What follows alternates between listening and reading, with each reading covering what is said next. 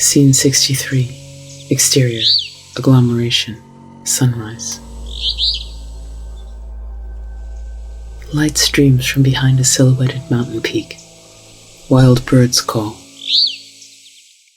Agglomeration. Brook. Day.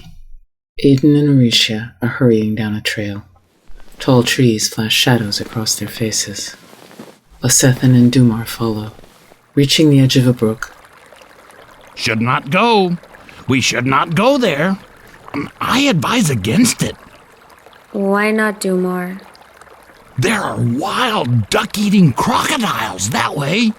We'll be careful. Aedon leads the way, jumping from rock to rock as they cross over the shallow waters. Dumar swims. Suddenly, one of the stones comes to life. A crocodile. Hey, watch my back. Sorry. You're an uprooter, aren't you? Chomping away at my forest. Not us. We're not associated with those warriors down there.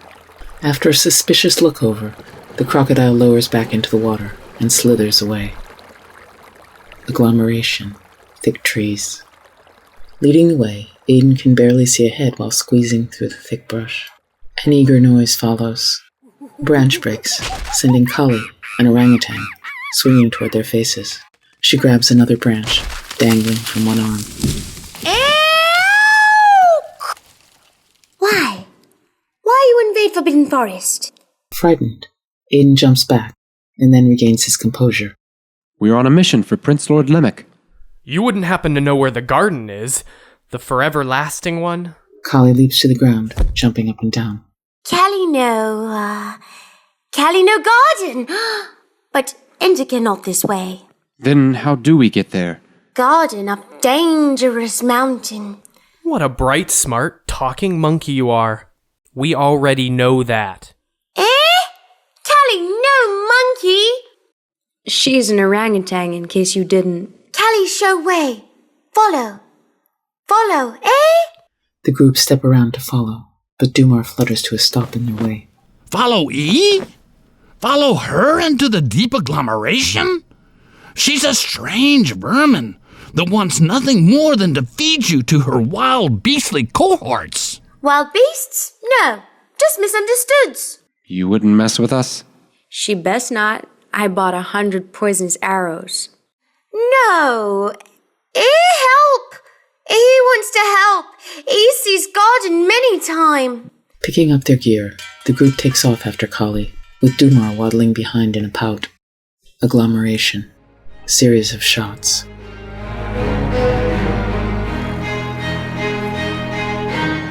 Aedon and Osethan use machetes to clear a path. Auritia gathers berries to fix a dessert. They hike over a fallen tree, used as a bridge against the backdrop of a breathtaking waterfall. They climb up the steep rocky cliff adjacent the falls. Wild animals peer within the brush they pass. Frogs leap away from their path. A frightened flock of birds scurry above the trees. Flowers close their bulbs as if threatened by the passing group. The loud warrior channel marches over the ravine on a newly constructed bridge.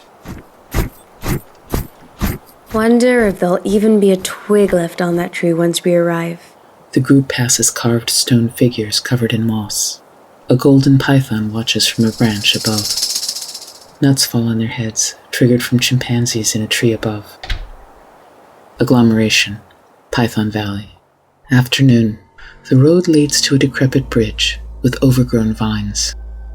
Another path forks to the left, winding down into a valley of woods, before emerging on the opposite bank.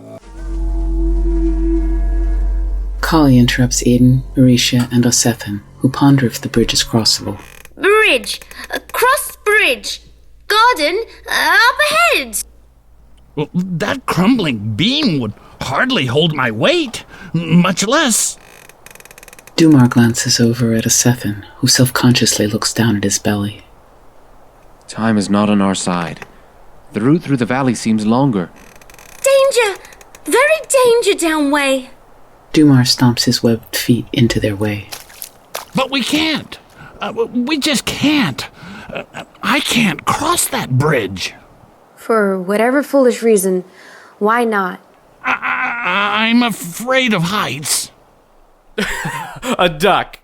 A duck that's afraid of heights. Dumar hangs his head, squatting low to a sit. We can't leave Dumar here all alone. Aedon picks up and starts down the path. Others follow. No, many danger in path. Aretia, taking up bow and arrow. Keep a watchful eye. Down the steep banks they hike. Many trees barely stand, as half of their roots are exposed on the slope side.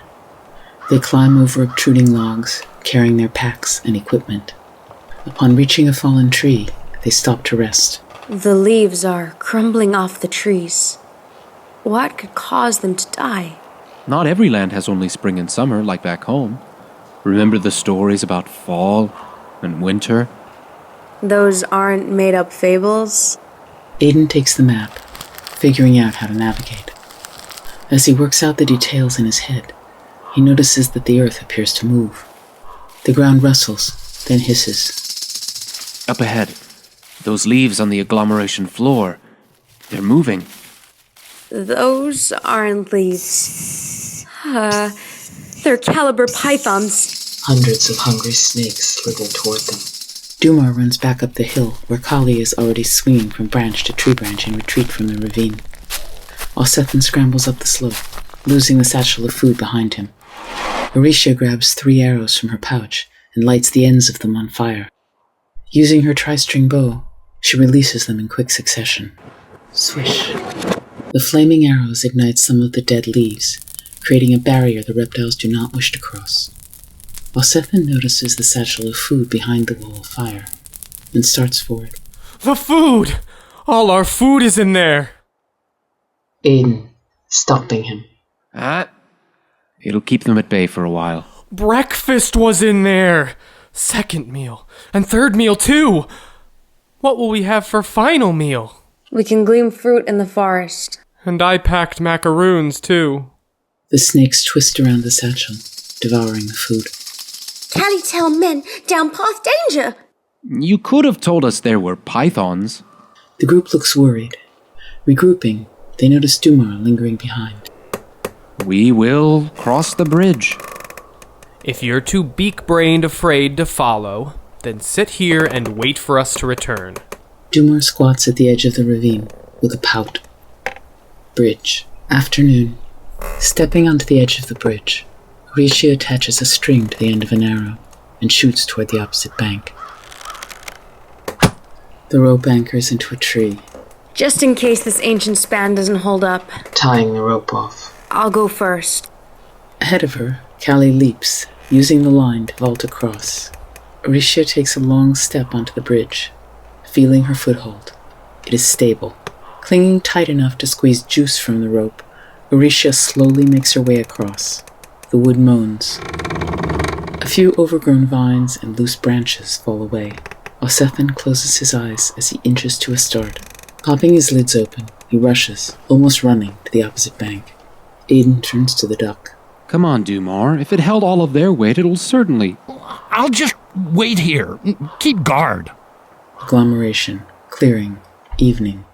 Exiting the thick forest, Aedon, Aretia, and Alsethan stand in awe of the distant mountain, where wind tosses a spray of snow from its side.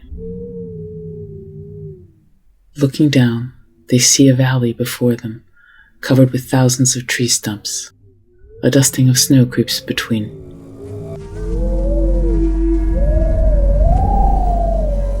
Did we veer off a wrong path? Aretia bends down, examining the pointy trunks. These have been cut down by beavers. Recently, the wood is still green. All 1,000 of them? Beavers? There's no river nearby, at least not on the map. Alsethan stands inside a large footprint, until Aretia pushes him aside to examine it.